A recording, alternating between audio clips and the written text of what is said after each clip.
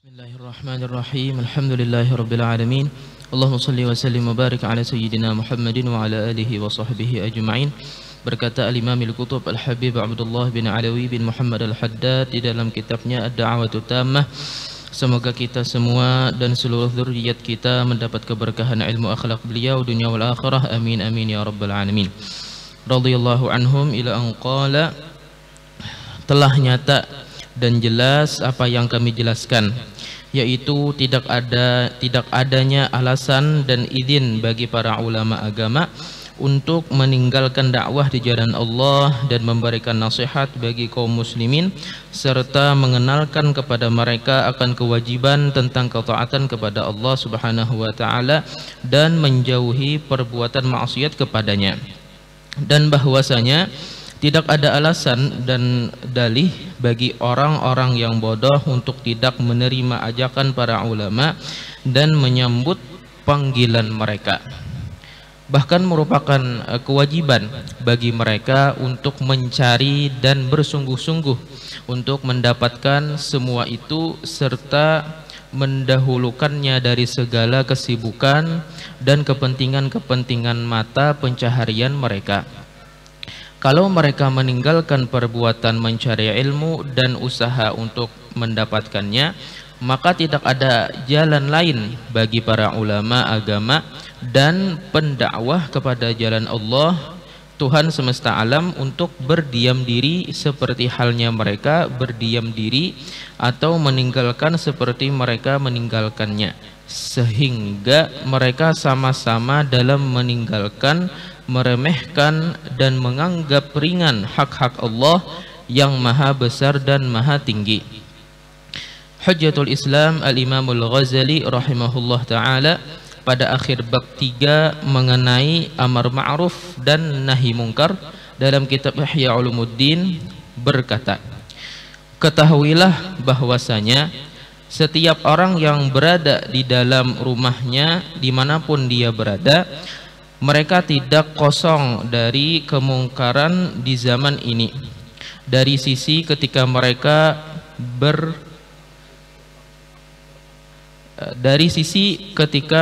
berpangku tangan dari memberikan petunjuk kepada manusia dan mengajari mereka serta membawa mereka menuju kepada kebaikan. Sedangkan sebagian besar manusia di perkotaan tidak mengetahui syarat-syarat salat. Lalu bagaimana dengan orang-orang yang berada di pedesaan dan pegunungan? Di antara mereka adalah orang-orang Arab Badawi, Kurdi, kabilah Turki dan setiap golongan dari makhluk Allah Subhanahu wa taala. Rahmanirrahim. Alhamdulillahirabbil alamin. Wassalatu wassalamu ala asyrafil anbiya'i wa imamil mursalin sayyidina wa nabiyyina wa habibina wa syafi'ina wa dhukhrina wa maulana Muhammadin wa ala alihi wa sahbihi ajma'in, amma ba'du. Amsayna wa amsal muluk lillah walhamdulillahi rabbil alamin. Allahumma inna nas'aluka khaira hadhihi al-lailah, fathaha wa nasraha wa nuraha wa barakataha wa hudaha, wa nas'aluka Allahumma khaira hadhihi al-lailah, khaira ma fiha, khaira ma qablaha wa khaira ma ba'daha, wa na'udzu bika min syarri hadhihi al-lailah, syarri ma fiha, syarri ma qablaha wa syarri ma ba'daha. Allahumma inna nas'aluka husnal khatimah wa na'udzu bika min su'il khatimah. Amin amin ya rabbal alamin. Alhamdulillah, kita bersyukur kehadrat Allah Subhanahu wa taala atas nikmat yang Allah berikan kepada kita, sehingga di malam yang mulia ini kembali Allah Subhanahu wa taala mengumpulkan kita sama-sama di tempat yang paling dicintainya. Mudah-mudahan kita termasuk hamba yang dicintai oleh Allah Subhanahu wa taala, dan mudah-mudahan kita senantiasa diberikan keistiqamahan oleh Allah Subhanahu wa taala Amin amin ya rabbal alamin. Karena ketahuilah, dikatakan bahwasanya al-istiqamatu unwanul karamah. Keistiqamahan seseorang itu merupakan tanda kemuliaan yang Allah berikan kepadanya. Ketika Allah Subhanahu wa ta'ala ingin memberikan kemuliaan kepada hamba yang dicintainya, maka Allah akan memberikannya keistiqamahan. Dari karenanya, bagaimana dikatakan oleh para ulama, a'zamul karamah luzumul istiqamah. Karamah yang paling istimewa dan karamah yang paling besar adalah ketika seseorang itu benar-benar istiqamah di dalam ketaatan, istiqamah di dalam ibadah, istiqamah di dalam penghambaan kepada Allah Subhanahu wa ta'ala. Dari karenanya, bagaimana para ulama-ulama kita, dari para sahabat, kemudian para tabi'in, kemudian para tabi'ut tabi'in, mereka mendefinisikan istiqamah itu dengan berbagai macam dan berbagai macam arti dari keistiqamahan tersebut. Akan tetapi dikatakan bahwasanya keistiqamahan itu adalah mempunyai asal usul. Di antara pondasi istiqamah itu dikatakan oleh Al-Imam Al-Harith Al-Muhasibi. Beliau mengatakan aslul istiqamati fi thalathah. Pondasi keistiqamahan seseorang itu terdapat pada 3 perkara. Yang pertama adalah ittiba'il kitab, mengikuti tuntunan Al-Quran. Apapun yang diperintahkan oleh Al-Quran, dia turuti. Apapun yang diinstruksikan oleh Al-Quran, dia laksanakan. Hadzal istiqamah. Was sunnah. Kemudian lagi di sana, orang yang istiqamah itu asal usulnya, pondasinya adalah mengikuti sunnah yang diajarkan oleh Nabi besar Muhammad sallallahu alaihi wa ala alihi wa sahbihi wasallam. Kemudian yang berikutnya adalah waluzumil jamaah. Ini yang ketiga, yaitu melazimkan daripada setiap perkumpulan-perkumpulan besar, melazimkan setiap kesepakatan-kesepakatan para ulama, atau melazimkan perkumpulan-perkumpulan yang mulia. Dari karenanya dikatakan alaika bil istiqamah 'alal 'amalis salih wa in qalla. Hendaklah kalian itu istiqamah dalam setiap amal meskipun sedikit. Karena Nabi Muhammad mengatakan ahabbul a'mali ilallahi adwamuha wa in qalla. Ketahuilah bahwasanya amalan yang paling dicintai Allah adalah amalan yang dilakukan secara istiqamah meskipun itu adalah sedikit. Namun pondasi istiqamah sebagaimana yang disebutkan oleh Al-Imam Harith Al-Muhasibi, beliau mengatakan pondasinya tadi 3. Yang pertama adalah mengikuti Al-Quran. Kemudian yang kedua adalah mengikuti tuntunan Nabi besar Muhammad sallallahu alaihi wa ala alihi wasallam, dan yang ketiga melazimkan al-jamaah, luzumul jamaah. Begitu. Mudah-mudahan Allah berikan taufik dan hidayah kepada kita semua insyaallah.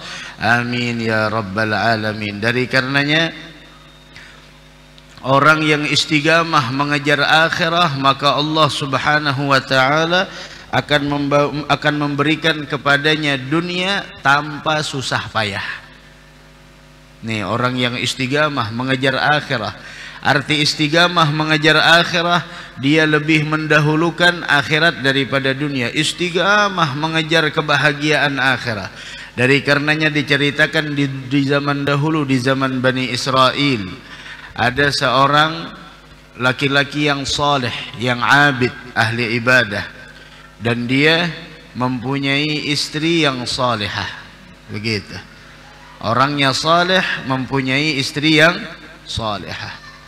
Maka Allah Subhanahu wa taala mewahyukan kepada Nabi di era mereka tersebut, bahwasanya Allah mewahyukan kepada Nabi di eranya, anna gullil abid inni qad qadaitu anna nisfa umriha yamdi fil ghina wa nisfahu fil faqr. Bahwasanya katakan kepada si abid, orang yang ahli ibadah, yang punya istri salihah dan dia pun saleh, bahwasanya Allah telah memutuskan bahwa separuh umur istrinya dalam kekayaan, dan separuhnya lagi dalam kefakiran, dan separuh umur suaminya dalam kefakiran. Artinya istrinya separuhnya dalam kekayaan dan suaminya dalam kefakiran. Jadi suami istri diwahyukan kepada Nabi di zaman tersebut, katakan kepada hambaku yang abid, yang saleh, bahwa dia punya istri, separuh istrinya udah diputuskan oleh Allah bakal kaya, sedangkan dia separuh umurnya dalam keadaan fakir. Kemudian Allah mengatakan, fa in ikhtaral ghina fi syababihi aghnainah.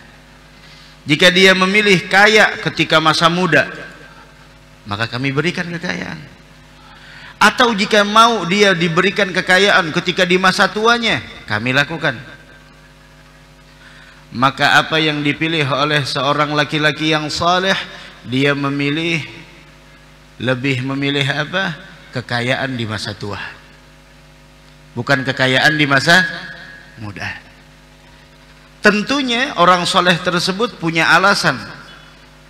Dia berpikir ketika dia memilih bahwa diberikan kekayaan di masa tua, dia berpikir bahwasanya kalau dia memilih kekayaan di masa muda, takutnya di masa tua fakir. Kalau sudah masa tua fakir, ya tentu dikhawatirkan energi tidak kuat lagi, dan dia takutnya apa? Di akhir umurnya sibuk dengan bekerja yang seharusnya disibukkan dengan ibadah. Dia tidak mau. Dia lebih memilih kekayaan datang di masa tua, biarlah separuh umurnya yaitu dalam kefakiran, tapi bagian yang di masa mudanya. Biarlah di masa tua dia dalam keadaan kaya, dia khawatir kalau di masa tua dalam keadaan miskin, dia sibuk bekerja sampai meninggalkan daripada ibadah. Ini menunjukkan bahwasanya tidak ada kebaikan dari pekerjaan yang apabila pekerjaan tersebut menjadikan kita meninggalkan ibadah kepada Allah Subhanahu wa taala. Akan tetapi yang istri punya pilihan juga. Apa pilihannya? Pilihannya bahwasanya dia lebih memilih kekayaan di masa muda. Tadi suaminya lebih memilih kaya di masa tua, tapi istrinya lebih memilih kekayaan di masa muda. Alasannya apa?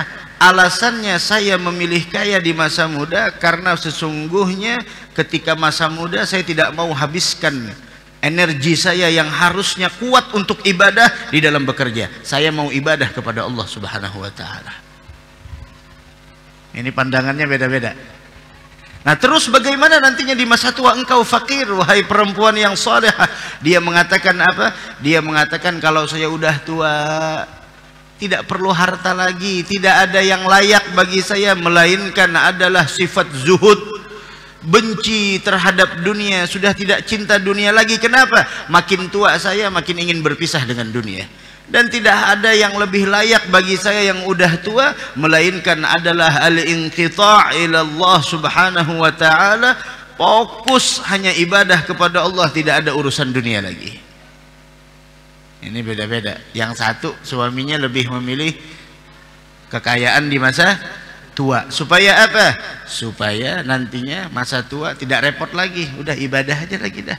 Jangan memikirkan pekerjaan, apalagi sampai kerja menunda kita daripada kewajiban, apalagi sampai meninggalkan kewajiban yang telah diwajibkan oleh Allah Subhanahu wa taala, wal iyadu billah subhanahu wa taala. Tapi yang istri beda lagi pandangannya. Pandangannya apa? Saya lebih memilih kaya di masa muda. Biar masa muda saya energinya kan beda. Anak muda beda dengan orang yang tua ibadahnya. Sholatnya aja beda. Itu buktinya. Kalau sudah sujud kemudian mau perpindahan rakaat beda. Yang anak muda Masya Allah, yang anak muda langsung, yang anak muda kuat, tapi yang tua ya Allah macam-macam, lambat.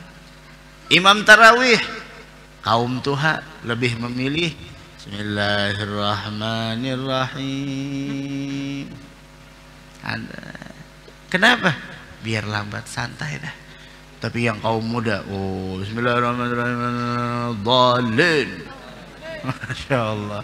Tuh kan beda. Nah, pandangan seorang perempuan, saya dah lebih baik memilih kaya di masa muda. Bukan untuk poya-poya, bukan. Saya tidak mau bekerja, terlalu murah tenaga yang Allah titipkan untuk saya mencari dunia. Saya lebih memilih nantinya di masa muda beribadah dengan semaksimal mungkin. Kenapa? Karena energi masih kuat. Nah, terus masa tuanya bagaimana? Masa tua itu memang sudah sepantasnya untuk memutuskan hubungan dengan dunia. Kenapa? Tidak lama lagi bakal berpisah dari dunia. Wal inqita' ilallah, dan memutuskan di sana hanya fokus untuk beribadah kepada Allah Subhanahu wa taala. Dengan argumen masing-masing antara suami dan istri yang saleh dan salihah, akhirnya apa?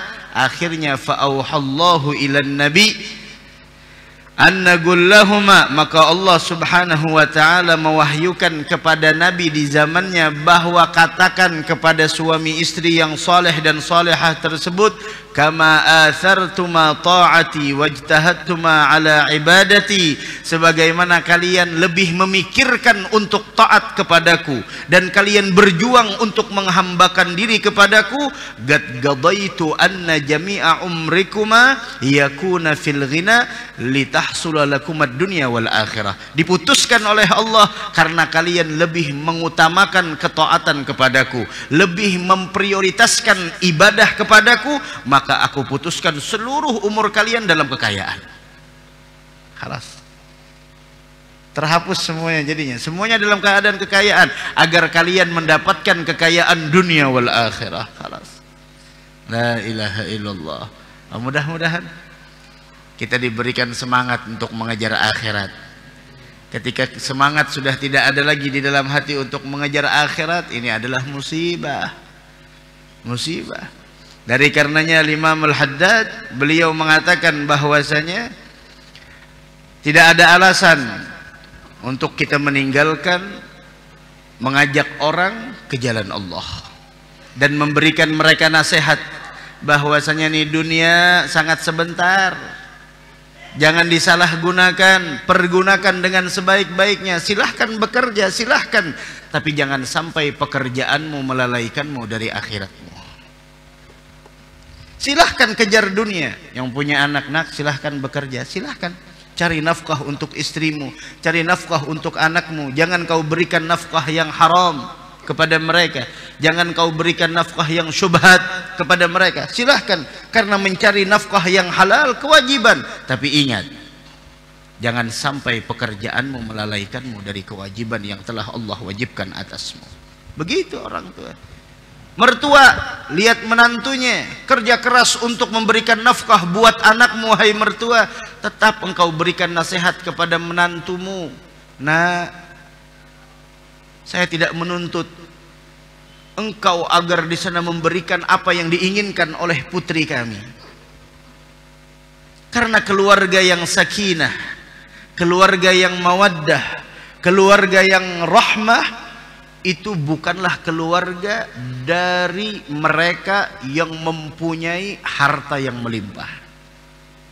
Keluarga sakinah, mawaddah, warahmah bukanlah di sana dari rumah tangga yang mempunyai rumah besar, perabot yang lengkap, gaji suami yang begitu besar nominalnya, bukan itu. Tapi rumah tangga sakinah, mawaddah, warahmah akan lahir dari seorang laki-laki dan seorang perempuan yang bertakwa kepada Allah Subhanahu wa taala. Seorang laki-laki yang tahu bagaimana menunaikan hak istrinya, seorang istri yang tahu bagaimana cara menunaikan hak suaminya. Dan itu tidak bisa dibeli dengan uang, tidak bisa ditukar dengan sebuah gaji yang besar atau jabatan yang tinggi, tidak bisa. Dari karenanya keluarga sakinah, mawaddah, warahmah tidak dilihat dari materi, tidak dilihat dari besarnya rumah yang dia huni atau perabot yang dia pakai, motor yang dia naiki, kendaraan yang dia pakai, kemewahan yang dia punya. Akan tetapi sakinah, mawaddah, warahmah terlahir dari pasangan suami istri yang soleh dan solehah.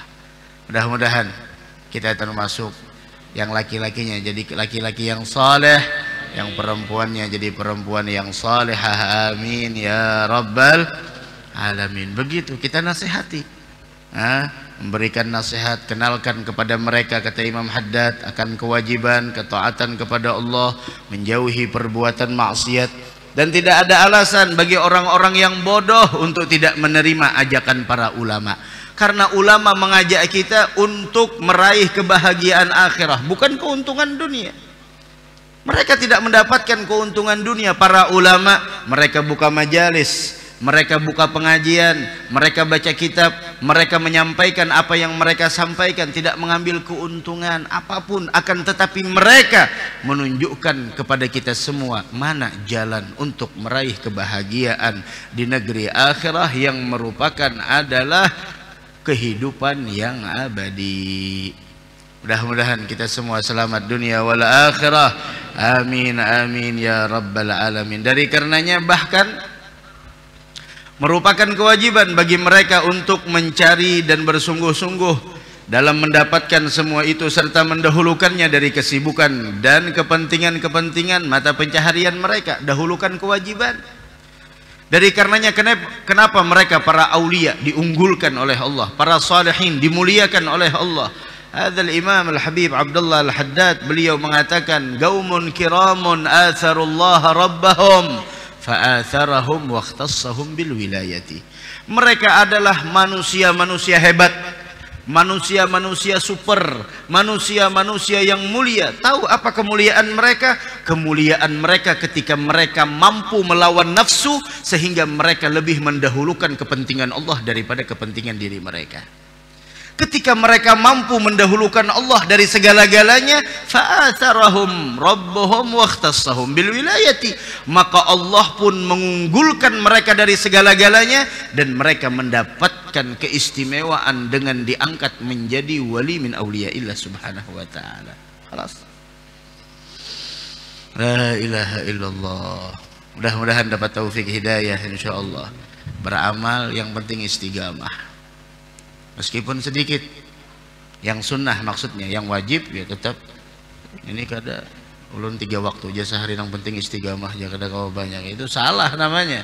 5 waktu kewajiban, amal yang sunnah. Setiap hari tuh mengawali siang, ajarkan kepada anak-anak kita, nak baca Al-Quran. Malam Rabu kemarin udah ulun sampaikan, baca Al-Quran nak, walaupun 1 halaman. Mengawali siang, bismillah. Mengawali malam hari ini setelah maghrib atau sebelum tidur, nak 1 halaman, bismillah, baca Al-Quran. Ambil bagian kita dari Al-Quran, jangan dibiarkan itu. Kita juga semuanya ambil, bismillah, kosongkan waktu kita. Wong tiap hari kita bisa mendengar berita ini, berita kasus ini, kasus pembunuhan 2016 terungkap lagi, fulan bin fulan, 3 orang masih belum terungkap. Masya Allah, panjang lebar, tawil arid, Masya Allah, bioskopnya ditonton, di pencahariannya setengah jam tidak terasa. Terus Al-Quran paling 10 menit pak, bu, 5 menit selesai. Itu berita akhirat. Kalau berita dunia, si fulan meninggal, si fulan ini, si fulan bikin film 7 hari sebelum ini, itu lain sebagainya. Haula wala quwwata.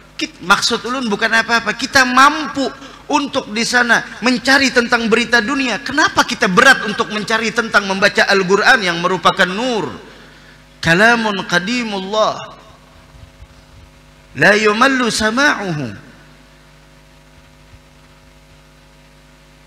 Tidak akan pernah bosan mendengarnya, membacanya. Bagi mereka yang punya hati bersih, bagi mereka yang punya hati bercahaya, tidak akan pernah bosan, tidak akan pernah jenuh dalam membaca dan mendengarkan Al-Quran. Tuh tiap hari istiqamah, tidak banyak, sedikit. Nah, insya Allah akhirnya selesai. Begitu. Mudahan diberikan keistiqamahan oleh Allah Subhanahu wa ta'ala, amin ya rabbal alamin. Dari karenanya jangan sampai meninggalkan perbuatan mencari ilmu dan usaha untuk mendapatkannya, jangan. Apalagi kita di Banjarmasin, alhamdulillah nikmat besar.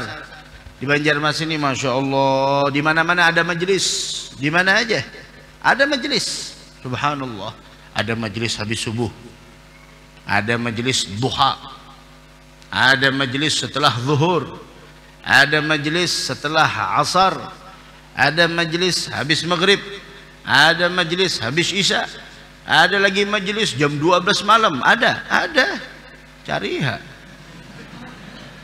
Ada lagi jam 2 malam, wallahu alam jam 2 malam. Subhanallah, sekarang tidak ada alasan bagi kita untuk tidak mengetahui ilmu pengetahuan agama, ilmu yang mendekatkan kita dengan akhirat. Maka dari karenanya ulun pernah mengatakan di sini, cukup di luar sana cerita dunia, di majelis jangan bawa-bawa dunia. Udah cukup dah di luar sana dunia. Majelis kita mau dengar akhirat, di majelis kita mau dengar tentang kehidupan yang abadi, kehidupan yang fana. Udah selesai, sampai di pagar masjid udah selesai. Ini urusan akhirat, tidak ada urusan dunia, urusan akhirat. Mau dunia, bismillah. Dari karenanya adab kita masuk masjid apa? Baca doa setelah bismillah, alhamdulillah, salawat, Allahumma ftahli abwaba rahmatik, tuh rahmatnya Allah. Mau keluar, kita menuju apa? Dunia itu di luar nunggu. Allahumma ftahli abwaba fadlik, minta bukakan selebar-lebarnya pintu anugerah karunia Allah Subhanahu wa ta'ala. Khalas. La ilaha illallah. Mudahan sugih dunia akhirat. Amin. Masya Allah, amin ya rabbal alamin. Siapa yang ada anak sugih? Beratan anak sugih. Mudahan ulun berdahulu pada biasa. Tuh, tidak ada alasan. Majelis banyak di mana-mana. Tinggal kitanya yang kadang-kadang, ya Allah, ayo ke majelis yuk. Ntar aja, tahun 1440. Ini 4 berapa? 45. Udah nunggu 1446 aja dah. Bentar lagi kan 1446. Datang 1446. Yuk majelis yuk. Aduh nanggung Juli, Agustus, September, Oktober, November, Desember, udah 2025 aja dah. 2025 ada nunggu ulang tahun, nanti ulang tahun bulan April. Ajak lagi bulan April terus. Dan kita jangan pernah jenuh untuk mengajak seseorang dalam kebaikan. Oh dia tidak mendengar, dia tidak mau nurut kita, tidak jadi masalah. Ladang kita jadi amal. Nah, ladang kita nih jadi amal. Yuk kita yuk, bismillah, majelis yuk. Nanti kalau ke majelis saya traktir makan nasi goreng. Benar, iya nasi goreng. Di mana nasi gorengnya? Oh banyak nasi goreng. Pilih aja. Janji, bisa dipegang ya, bismillah. Anak ikut pengajian, masya Allah. Tujuannya nasi goreng. Tidak apa-apa, memang harus modal. Memang harus modal kita untuk berjihad di jalan Allah. Sebagaimana Al-Quran mengatakan, hal adullukum ala tijaratin tunjikum min adzabin an tu'minuna billahi wa rasulih wa tujahiduna fi sabilillah bi amwalikum wa anfusikum. Amwal. Bismillah. Ulun kesini, apakah tidak punya modal? Punya modal, isi bensin. Masa iya bensin pakai banyu burda, banyu maulid? Masya Allah, kada payu lagi SPBU sudah. Banyu burda isi jalan, musuh burda isi jalan. Semuanya dalam memperjuangkan risalah perlu dengan harta, perlu dengan tenaga. Pian datang ke sini di dalam mengkaji ilmu agama, Masa iya tidak pakai harta? Pakai harta. Buktinya ini baju, tuh motor, kendaraan, mobil dan sebagainya. Belum lagi yang nasi goreng tadi. Nasi goreng aja. Nasi goreng. Dengar, oh masya Allah. Pulangnya buliknya langsung. Nasi goreng kawan. Hadang bakdiah dulu. Bakdiah isya. Kita bismillah nasi goreng. Dia nasi goreng. Masan berduhulu. Nasi goreng apa? Spesial. Masya Allah. Ini udah ditraktir spesial lah pulang. Ya akhir dah jadi masalah. Ada apa? Silahkan pesan. Gampang apa? Jaracil nang ampun duit ulun terlalu dadari aja cila aja. Yang spesial kan beda. Masya Allah. Siput lagi. Makan. Menggawil pulang kayak boleh bungkus di rumah lah aja. Jadi masalah. Ayo bismillah. Berjuang kita untuk mengevakuasi nih orang agar dia tidak tergila-gila dengan dunia. Kita evakuasi nih. Satu kali. Kayak apa? Nah ini kisah nikam. Nah ini duit pulang 10.000. Wah hebatnya kamu nih lah. Malam Rabukin aku berdulu datang. Asal nasi goreng. Siap. Wah datang berdulu. Mampar sop. Diampar akhirnya pulang sop kita. Masya Allah. 2 kali, 3 kali, 4 kali. Lambat laun orang tersebut akan terkikis sendirinya dan dia bakal datang tanpa iming-iming segala macam. Kenapa? Karena di sini adalah warisan terindah Nabi besar Muhammad sallallahu alaihi wasallam. Memang harus seperti itu. Kedanakan kita. Nak puasa, kalau kau puasa sehari 20.000. Tarawih 20 rakaat 20.000. Quran sehajud 10.000. 50.000 sehari bahlah. Gasaknya ya nang kuitan bepitik kepala jadinya ya Allah. 50.000 sehari ya Allah, digasaknya sebulan 1.500.000. Haula wala, dasar bujur kuat nang anak ada kayak seorang bahari tuha-tuha pacah di getah jauh.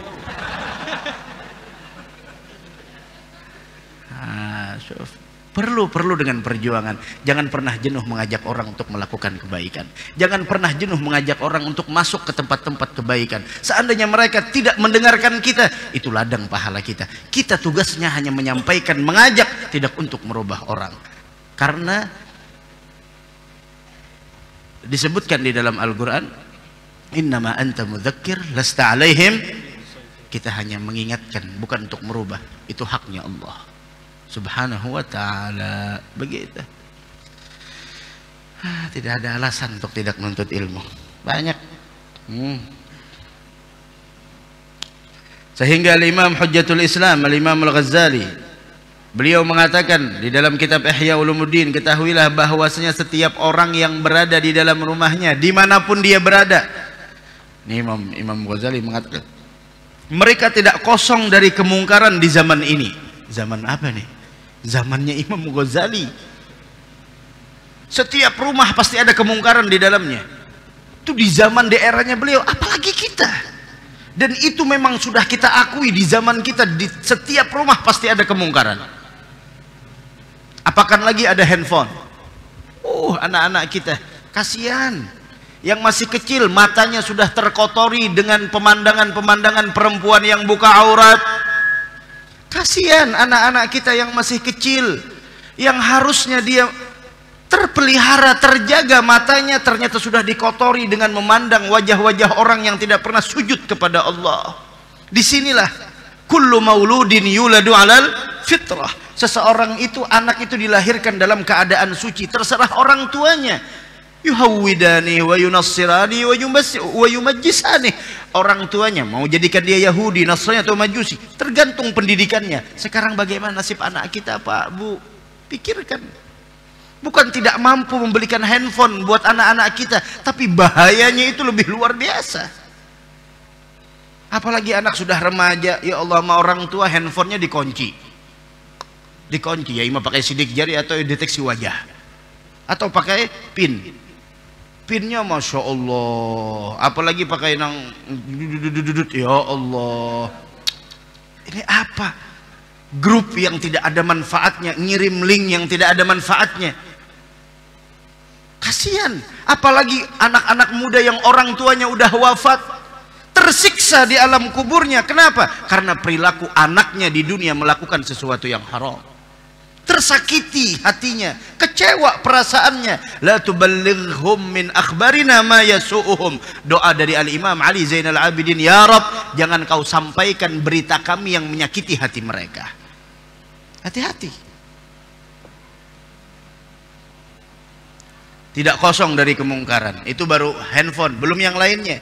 Televisi, belum yang lainnya. Anak kita lebih memilih handphone dari Al-Quran. Ini Al-Quran, ini handphone. Lebih milih Al-Quran dari handphone. Suruh baca Al-Quran, ya Allah, malasnya bukan main. Tapi tidak melihat handphone tergeletak langsung diambil, masuk.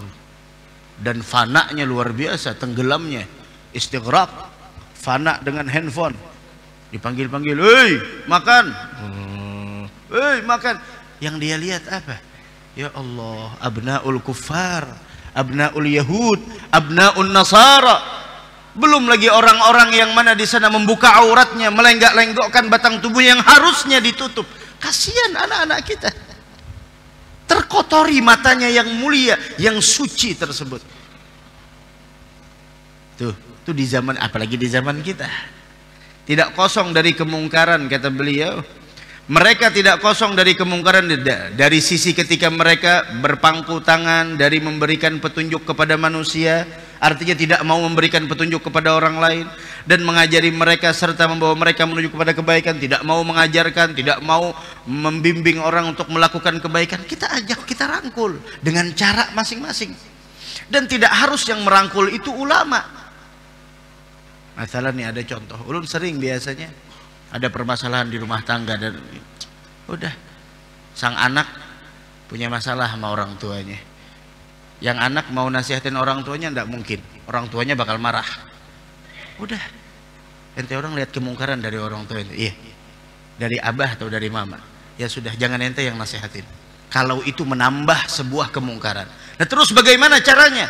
Ya udah, cari orang ketiga yang didengar oleh abah ente, yang didengar oleh ibu ente. Abah Hikam lebih mendengar siapa suaranya? Oh, suara si fulan. Ya udah, panggil tuh, Pak Haji, ini abah ulun ini ulun minta tolong dengan pian, abah ulun ini lawan pian. Udah, tunduk patuh dah. Ya udah. Artinya apa? Kebaikan itu tidak harus dari kita datangnya, bisa jadi dari orang lain. Tidak harus dari kita. Ada orang yang tidak srek sama kita, ada orang yang mana di sana tidak respect dengan kita, tidak jadi masalah. Kita hanya menyampaikan, tapi ketahuilah kebaikan itu dari manapun datang, silahkan. Ada orang 1, 2, 3, ayo nasihatin. Jangan nunggu ulama. Pian bis tetangga di rumah, yuk kita pengajian yuk, yuk kita ini yuk, yuk kita ini yuk, kita ini. Ajak. Ad-dallu 'alal khair kafa'ilih. Orang yang menunjukkan akan suatu kebaikan, maka dia bakal mendapatkan seperti orang yang melakukannya. Itu yang nasi goreng tadi, tiap minggu datang nasi goreng, nasi goreng, nasi goreng, nasi goreng. Subhanallah, ya memang rezekinya nasi goreng di tangan kita, ya khalas lah. Dan kita ketahuilah apa yang dia makan dari kita, 20.000, 30.000, semuanya bakal diganti oleh Allah Subhanahu wa ta'ala. Dan itu jadi sedekah pahala kita, yang mana sesuatu yang kita dapatkan melebihi daripada apa yang kita keluarkan. Begitu. Adzan, bismillah. Mana muadzin?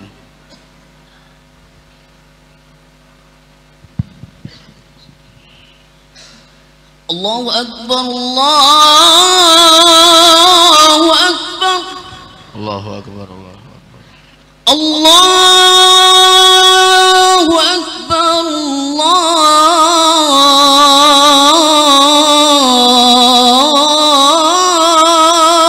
Allahu Akbar, Allahu Akbar, Allah.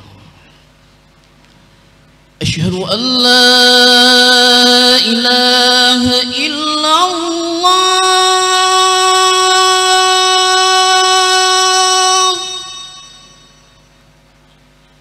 أشهد أن لا إله إلا الله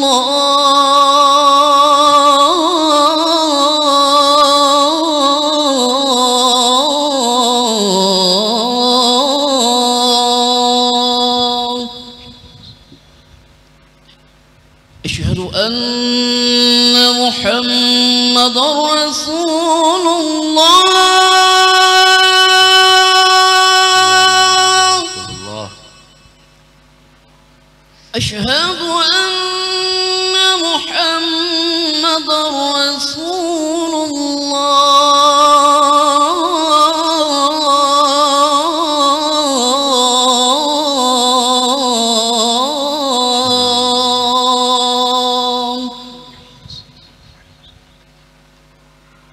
حي على الصلاة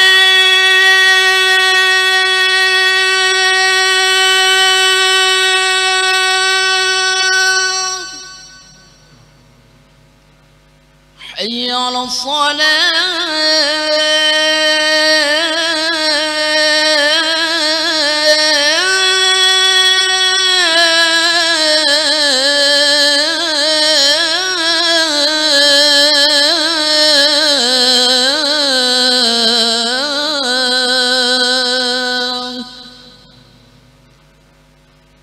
حي على الفلاح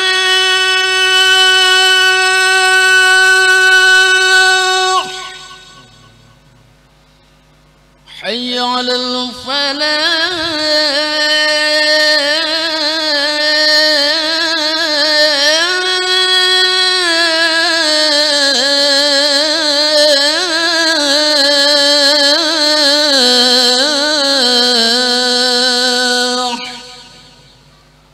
الله أكبر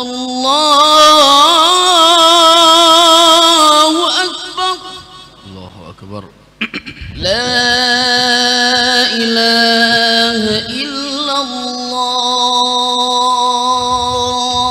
لا إله إلا الله. الحمد لله رب العالمين. اللهم صل وسلم على سيدنا محمد وارض عن الصحابة والقرابة أجمعين. اللهم رب هذه الدعوة التامة والصلاة القائمة آتِ سيدنا محمد الوسيلة والفضيلة والشرف والدرجة العالية الرفيعة وابعثه المقام محمود الذي وعدته يا أرحم الراحمين.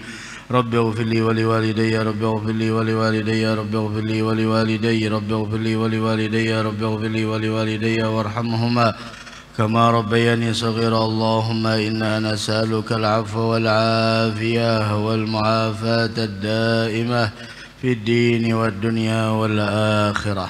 Kemudian disebutkan oleh beliau dari sisi mereka berpangku tangan tidak mau menunjukkan, sedangkan sebagian besar manusia di perkotaan tidak mengetahui syarat-syarat salat. Memang real faktanya seperti itu. Tanya syarat salat, rukun salat, bagaimana salat yang sebenarnya. Kemudian di perkotaan, lalu bagaimana yang berada di pedesaan, di pelosok. Ya Allah, kasihan tuh di pelosok-pelosok. Kalau di perkotaan, masya Allah, alhamdulillah, tuh kasihan di pelosok-pelosok. Masuk di sana, kita bakal melihat bagaimana kehidupan orang di sana. Ya Allah, kasihan. Nah, di kota aja tidak paham dengan, dari karenanya ya Allah, Pak Bu, sekolah itu yang paling penting ilmu agamanya dia dapat. Itu yang paling penting, diusahakan terlebih dahulu. Ilmu fardu ainnya dia dapat. Setelah itu silahkan mau jadi apa, mau cari ilmu ini, ilmu yang penting dia paham bagaimana cara menunaikan kewajibannya sebagai seorang hamba kepada Allah Subhanahu wa taala. Begitu. Bismillah, baca lagi. Diwajibkan pula agar setiap masjid dan tempat di suatu kota juga desa diisi oleh seorang ahli fikih untuk mengajar kepada manusia perkara agama mereka. Begitu juga di pedesaan. Tuh, di mana-mana masjid, musalla, di suatu tempat, kota-kota harus ada di sana orang yang ahli fikih.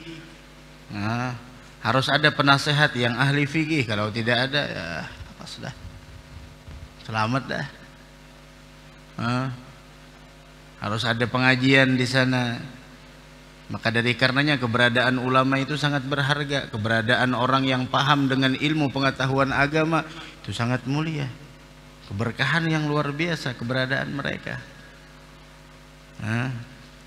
La ilaha illallah.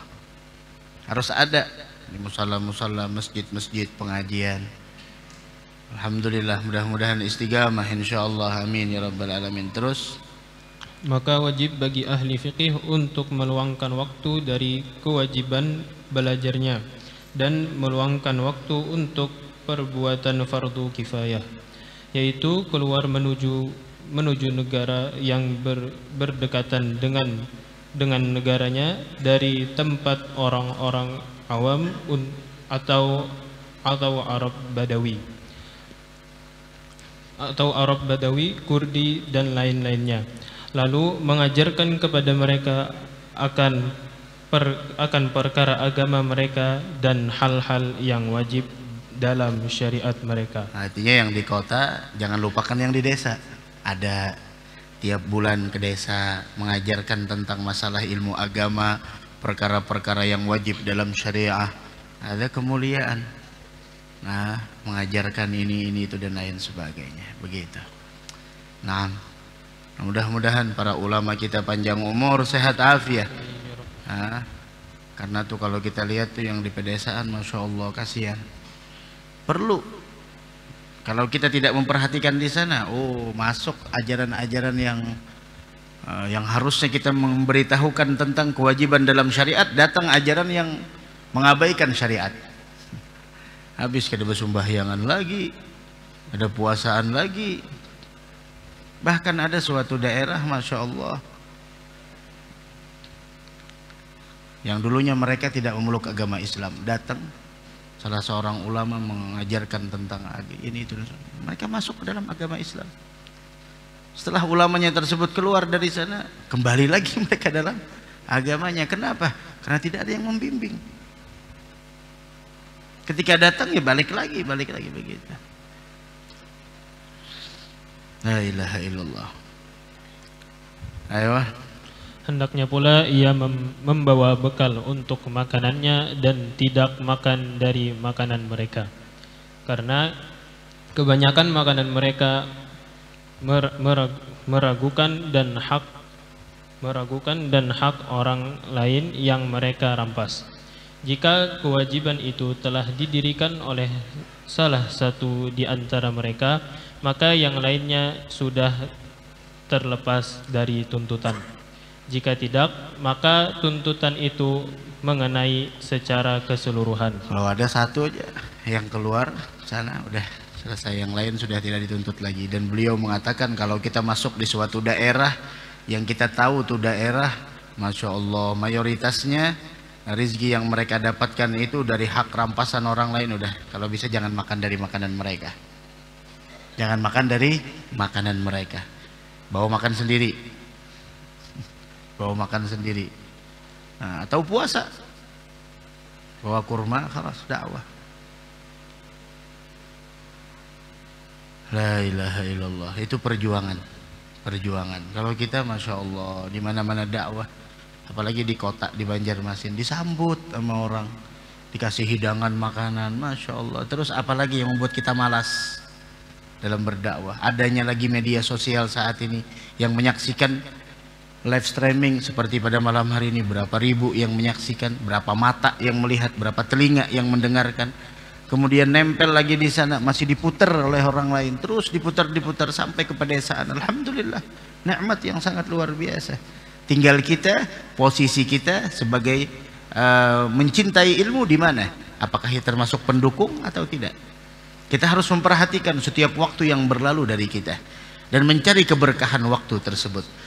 Karena ketahuilah, kata guru mulia Al-Habib Umar, orang yang tidak memperhatikan dengan berlalunya waktu dan tidak mencari keberkahan di dalam waktu tersebut, dan dia tidak pernah memikirkan dengan ketertinggalannya dan dia menyia-nyiakan waktu tersebut, maka orang itulah yang dinamakan al-ghaflah wal jahalah, orang yang dalam kelalaian dan orang yang dalam kebodohan. Karena orang yang cerdas dan orang yang pintar, dia tidak akan pernah menyia-nyiakan waktu yang berlalu darinya. Dia akan mencari keberkahan waktu. Dia tidak akan pernah membiarkan waktunya berlalu begitu saja tanpa nilai ketaatan kepada Allah Subhanahu wa taala. Baca setelahnya. Bismillahirrahmanirrahim. Tuntutan bagi ulama karena kelalaian mereka ketika meninggalkan keluar untuk mengajar, dan tuntutan bagi orang-orang yang bodoh karena kelalaian mereka ketika meninggalkan belajar.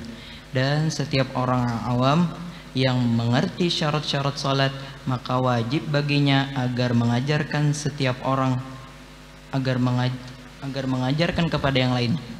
Jika tidak, maka dia akan ikut menanggung dosa bersama yang lain. Artinya jangan sampai ilmu itu sampai terhenti di kita, ajarkan lagi ke orang lain. Setidaknya paling sedikit anak kita, keluarga, tetangga, itu. Jangan sampai di kita. Nah itulah ilmu. Semakin diinfakkan, semakin nambah banyak, melebar. Nah, dari karenanya sedekah yang paling afdal adalah ketika seseorang mengajarkan ilmu kepada orang lain. Itu sedekah yang paling afdal. Sedekah yang paling afdal. Ayo. Sebagaimana diketahui bahwa manusia tidak dilahirkan dalam keadaan mengetahui syariat. Oleh karena itu, wajib bagi orang yang berilmu untuk menyampaikan ilmunya. Dan siapa saja yang mengetahui satu masalah, maka ia tergolong orang yang berilmu dalam masalah itu. Pahamlah? Siapapun yang mengetahui satu masalah dari ilmu, dia adalah orang yang alim. Alim di bidang masalah itu, yang harus dia sampaikan lagi ilmunya. Dan tidak ada manusia yang terlahir dalam keadaan pinter mengetahui ilmu agama. Ta'allam falaisal mar'u yuladu aliman. Belajar. Tidak ada manusia yang terlahir dalam keadaan cerdas, pinter dan lain sebagainya. Tidak ada. Belajar. Belajar begitu. Mudah-mudahan ada manfaatnya insyaallah. Mudah-mudahan kita berataan panjang umur, sehat walafiat. Mudah-mudahan seberataan kita diwafatkan dalam keadaan husnul khatimah insyaallah. Amin ya rabbal alamin. Yang sakit mudah-mudahan diberikan kesembuhan oleh Allah Subhanahu wa ta'ala. Dan minta doa buat kedua mertua ulun yang sedang dirawat dua-duanya di rumah sakit. Mudah-mudahan diberikan kesembuhan dan diangkat penyakitnya oleh Allah Subhanahu wa ta'ala. Diberikan panjang umur. Dan juga mudah-mudahan kita dan orang tua kita diberikan kesehatan oleh Allah dan panjang umur. Anak-anak kita diberikan kesehatan, keselamatan, panjang umur, anak yang saleh dan salihah. Dan mudah-mudahan kita istiqamah dalam kebaikan sampai kita tutup usia dalam keadaan husnul khatimah ala tilkan niyah. La hadratin Nabi. Al-Fatihah. Rabbil alamin arrahmanir rahim maliki yaumiddin. Maghdubi alaihim waladdallin. Amin. Dan di sini ada pengumuman yang mengikuti ulun pengajian malam Jumat di Sabilal Muhtadin, maka ulun beritahukan malam Jumat ini libur. Tapi kegiatan tetap seperti biasa, sholat hajat. Kemudian akan direlay pengajian malam Jumat yang sebelumnya. Nah, malam Jumat ini libur. Jangan betakun malam Rabu dudi Bang Guru. Ulun menyambat malam Jumat. Kalau ada yang betakun malam Rabu Bang Guru, kada ulun jawab. Jangan salahkan ulun, kada ulun jawab. Ulun bepadah malam Jumat. Keponya itu luar biasa. Ulun bepadah malam Jumat. Malam Sabtunya Bang Guru, la haula wala quwata illa billah. Malam Jumat di Sabilal libur. Malam Jumat ini. Ya. Malam Jumat ini libur, tapi kegiatan tetap sholat hajat dan lain sebagainya. Udah bismillah. Nah, itu. Jadi sampaikan kepada orang tua yang mungkin kada bisi media sosial, mungkin diberitahukan kepada mereka. Tapi kegiatan tetap di Sabilal Muhtadin, tetap kegiatan sholat hajat dan pengajian yang malam Jumat sebelumnya diputar lagi. Kemudian alhamdulillah, sebagaimana yang sudah pian ketahui yang sering mengikuti majelis ulun, alhamdulillah tulisan dan nukilan ulun sudah rilis. Ada 6 buku. Siapa yang mau silahkan, di luar nantinya ada petugas. Dan semuanya kita tulis semata-mata tujuannya diantaranya mencari ridha Allah, dan mudah-mudahan menjadi amal jariah yang diterima insya Allah, dan mudah-mudahan jadi manfaat buat umat Nabi Muhammad SAW. Dan itu sudah pakai bahasa Latin, bahasa Indonesia, biar bisa dibaca oleh siapapun. Nah, ada 6 buku. Yang pertama masalah meraih keberkahan majelis, sudah kita revisi dari yang pertama, yang menceritakan tentang keistimewaan, khususiat, adab dan niat ketika kita di majelis ta'lim. Kemudian yang kedua tentang keutamaan, keistimewaan hari Jumat, yang seyogianya setiap muslim muslimah mengetahui tentang keistimewaan hari Jumat, karena hari Jumat sayyidul ayyam wa aidul muslimin. Kemudian yang ketiga, petuah jalan untuk menuju kepada Allah, yang menceritakan tentang bagaimana kita kembali kepada Allah, kita yang pendosa, akibat dari dosa, dan bagaimana cara kita kembali kepada Allah dan lain sebagainya diceritakan. Kemudian yang keempat tentang meraih kesuksesan dengan sholat rawatib, yang mana itu menceritakan tentang keistimewaan sunnah, ada yang muakkad, ada yang tidak muakkad, kemudian bagaimana mengerjakan sholat qobliyah ini, berapa rakaat dan berapa yang dianjurkan, serta keistimewaannya. Kemudian buku yang kelima tentang masalah perusak amal, karena kita takut amal kita digerogoti oleh amal yang lain sehingga besok jadi orang yang bangkrut. Nah, apa itu yang merusak amal kita? Semuanya ada di sana. Pian baca waktu-waktu kosong di rumah dan lain sebagainya. Di situ ada. Karena beramal itu mudah, yang sulit itu menjaga amal. Bagaimana agar amal kita tidak hilang. Dan lebih sulit lagi istighabah. Nah, karena jalan para aulia, musara'ah, muhafadhah, mudawamah. Jalannya para aulia musara'ah, berlomba. Setelah musara'ah, berlomba kebaikan, menjaganya. Setelah menjaganya, mengistighamahkannya. Itulah 3 jalan para aulia. Dan yang terakhir yaitu membicarakan tentang ulun nukil di sana dari kitab-kitab al-hadis tentang keistimewaan setiap zikir yang ada di Wirdul Latif. Mungkin pian baca Wirdul Latif. Nah, kalau mau tahu keistimewaannya, tuh di situ ulun rangkum di sana semuanya. Setiap zikir ulun berikan di sana keistimewaan agar semuanya tahu yang kita baca itu bersandarkan Al-Quran dan Al-Hadis, bukan mengada-ngada. Dan alhamdulillah buku yang ke-6 itu yang tentang Wirdul Latif diberi nama oleh Guru Mulia Al-Habib Umar dengan nama bukunya Nurus Sabil, yaitu jalan menuju kepada cahaya. Karena setiap zikir adalah cahaya yang Allah berikan kepada yang membaca. Mudah-mudahan istighamah membaca Wirdul Latifnya insyaallah dan melewati buku-buku tersebut, mudah-mudahan tergugah hati untuk melakukan amal ibadah insyaallah. Amin ya rabbal alamin. Setelah Isya mungkin nanti ada petugas yang minat, silahkan, mudah-mudahan bermanfaat buat orang banyak insyaallah. Amin ya rabbal alamin. Ampun maaf seberataan. Allahumma rabban nas adhibil bas ashfi anta syafi wa afi antal muafi la shifaa illa shifaa'uk shifaa'an la yughadiru ba'dahu sagaman wala alama. Rabbana atina fid dunya hasanah wa fil akhirati hasanah wa qina adzabannar. Sallallahu ala sayyidina Muhammad wa ala alihi wasallam. Alhamdulillahi rabbil alamin. Tarela beratan qabbalallahu minkum.